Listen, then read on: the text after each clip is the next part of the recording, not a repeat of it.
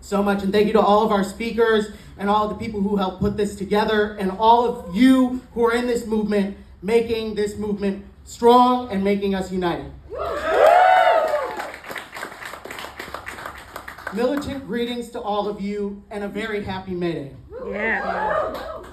I just want us to take a moment to think about the power in this incredible proletarian holiday. We watched that slideshow, and so when we marched on Wednesday, we were marching with millions of people around the world. That's right. We gathered together tonight to acknowledge the contributions of the toilers of the world, and tonight we gather to reflect on the last year and chart our path ahead. My name is David Gilbert Pedersen, but most of you know me as DGP. I'm a Filipino immigrant, I'm a co-founder of Minnesota Workers United, I'm an educator, and I'm a member of Road Socialist Organization. It is such an honor to be in a room full of revolutionaries and leaders of our movement. We've heard this evening from principled, dedicated, and organized leaders about the battles that are being waged here and across the globe. We must remember that we celebrate this holiday in the shadow of giants, like those 5 martyred heroes that Loretta talked to us about that started this great holiday. Leaders like Karl Marx, Vladimir Lenin, Joseph Stalin, and Mao Zedong. And tragically, since last May Day, we stand in the shadow of Sister Shasta Jones, somebody who was really fundamental to me joining this organization. But May Day isn't just about the giants or the struggles of the past. This May Day, we have proven that the revolutionary spirit of Hugo Chavez, of Claudia Jones, of Ghassan Kanafani, of Joma Saison is alive and well in the working class. This evening we gather amidst the implosion of the old world and the inception of a new one.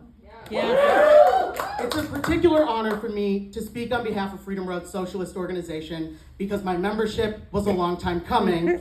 And as the veteran comrades might remember, I've been a fellow traveler for about 16 years, since I was about 11 years old, before I joined a couple years ago. So I'm just going to take you back. I was in the 4th grade, 9/11 had just happened, the world was standing with the United States, and what did we decide to do? Start unjustified, unprovoked war. Yeah, that's right. As Bush readied America for war, readied the warplanes and the battleships, I readied some cardstock with magic markers and maybe a little glitter, and I held 3-person marches at recess for peace. Eventually, my pops helped me raise my level of struggle and brought me to a rally in downtown.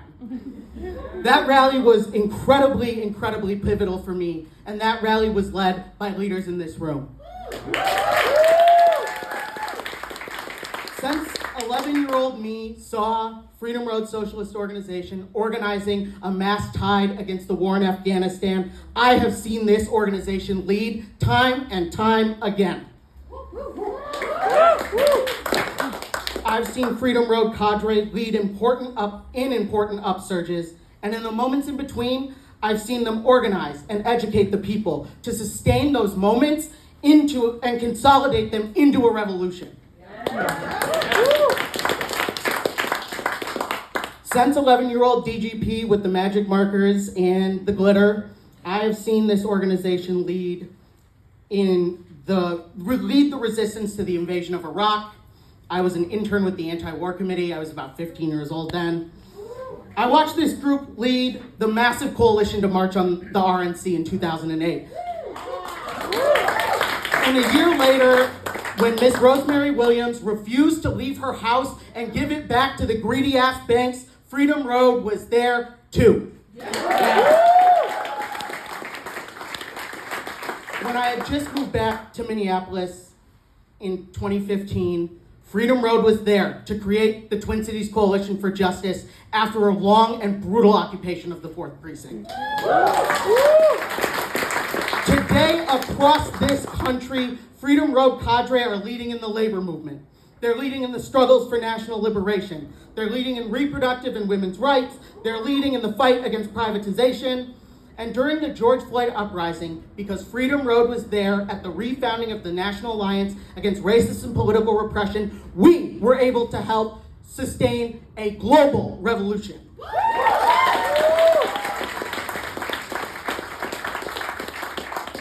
From LA to Jacksonville, from the Northeast Hub up there on Broadway, all the way to Dallas, our Teamsters comrades led and they put UPS on notice and won huge gains for their members because UPS couldn't take the heat of a strike.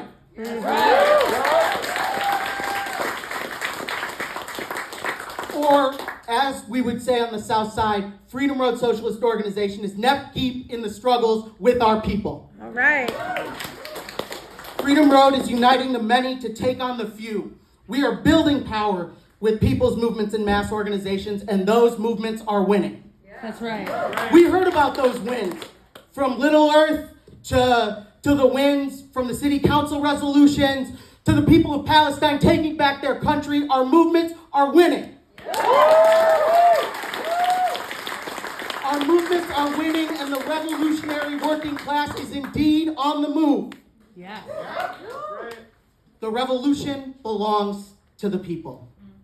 Every morning, I look at that quote that's taped to my mirror from Ka Oris, a leader of the New People's Army under the guidance of the Communist Party of the Philippines. He was a decades-long leader of the New People's Army and a martyr of the U.S. Duterte war machine. And I believe that to my core. The revolution belongs to the people. The revolution belongs to us. Our liberation is in our hands alone. The conditions for revolution are ripe. Contradictions are sharpening. U.S. imperialism is in free fall. As communists, we must take the reins of this moment. We must use the revolutionary theory of Marxism-Leninism to move the struggle from a lower to a higher level.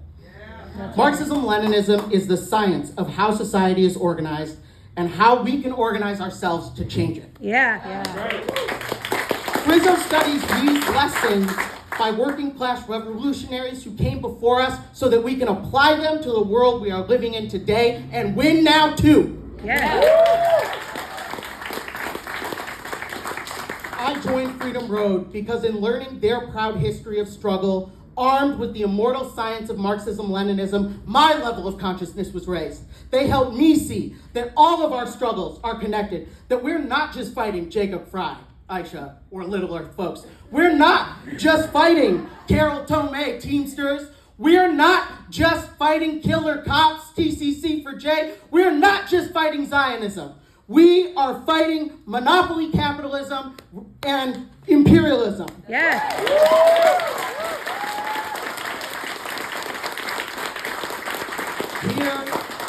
Here in Minnesota, Makoche, the land where the water meets the sky. Here in the city that killed Jamar Clark, that killed George Floyd, that killed Amir Locke, we must recognize the pillars that built American capitalism. Yeah. The genocide and land theft of indigenous peoples and the enslavement and oppression of stolen Africans. That's right. That's right. Capitalism is a poisonous tree, and hyper-exploitation of workers and the oppression of nations is its toxic fruit. That's right. Capitalism is the system that got us having to choose between the rent and groceries, that have us having to choose between gas and, for me, it's eyeglasses. Capitalism is a system that's designed to prioritize the wants and whims of a few while exploiting, extracting, expropriating, and oppressing the rest of us. Mm-hmm.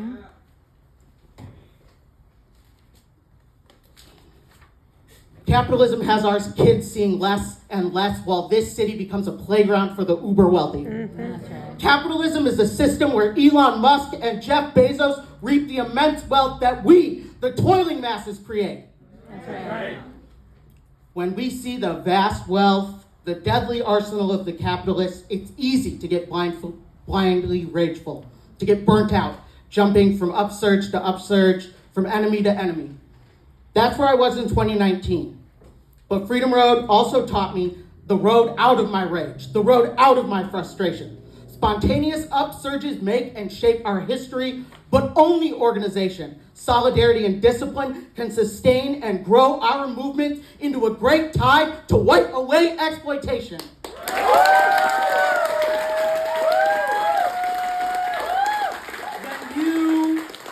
When you are up against such colossal enemies with seemingly endless resources, it can seem dark.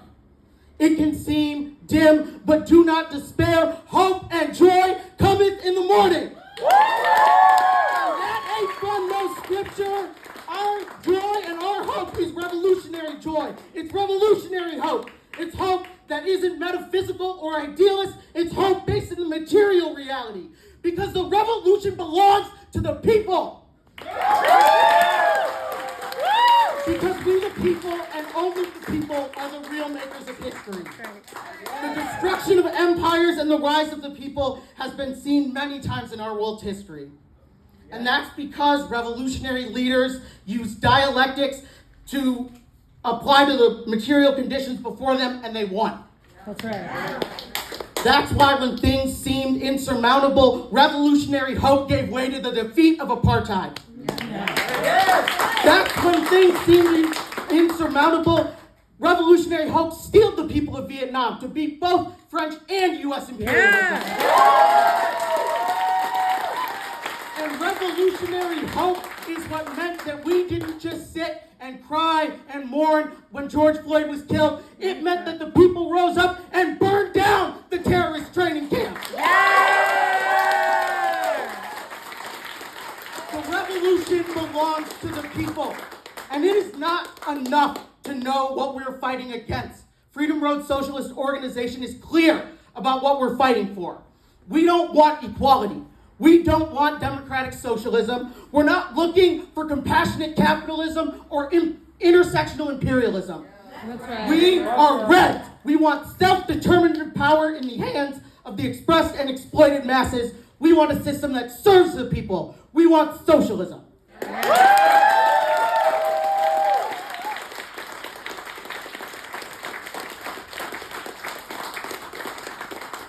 This past year, in particular, the revolution has belonged to the people of Palestine. Yes, right. The united Palestinian resistance has shown us a path forward. In tearing down apartheid walls and reclaiming stolen land, the resistance movement demonstrated the importance of a united front against the enemy and unity in our actions. That's revolutionary hope. That's revolutionary joy.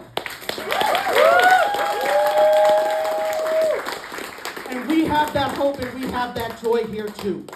That's why the continued Palestinian solidarity movement has proven that we can keep turning out the masses around the world and that the U.S. war machine is in decline.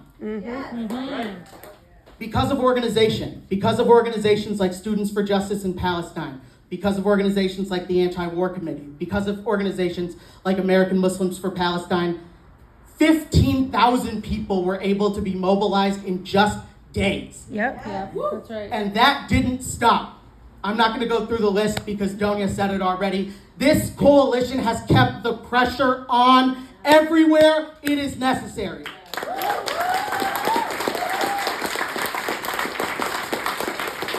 So I want to give a particular shout out and a particular praise to both the Free Palestine Coalition and the student movement that occupied the U of M campus.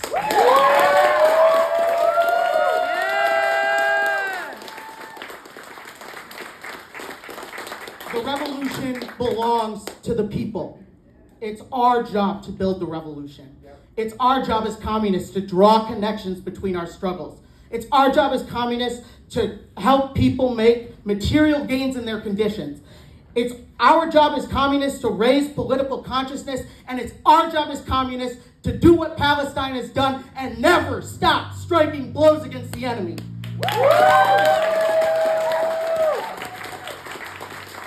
The revolution belongs to the people. And what that means in this moment is we have to reject pessimism. We have to reject hateration. We have to reject wrecker shit. That means we have to confront opportunism and adventurism. Principled debates, criticism, self-criticism moves our movement forward, but we must always start from a place of unity. Yes. And we must always struggle to get to the place of unity again so we can build our movement up, not tear it down. Yes. The revolution belongs to the people. The revolution belongs to me. It belongs to Donia. It belongs to Lena. It belongs to Nick. It belongs to everyone who has spoken here. It belongs to all of you. It belongs to all of us who filled the streets demanding justice for George Floyd. It belongs to all of us who struggled against the war in Iraq and Afghanistan, and all of those who struggled against Vietnam and every other imperialist project. The revolution belongs to you. So let's nurture the revolution. Let's raise the level of unity. Let's raise the level of consciousness. Let's raise the level of struggle. This May Day, I invite you to take your place in this revolution. I invite you to deepen your relationship with mass struggle. I invite you to get involved with one of these powerful organizations who spoke here. I invite you to join us as we descend on the conventions of both capitalist killer parties. I think all of you have a flyer on your chair. And finally, I want to invite you to do what I did. I want to invite you to join Freedom Road Socialist Organization because the revolution belongs to the people. I invite you to join us in creating a revolutionary communist party that can take the sledgehammer of revolution to the chains of oppression.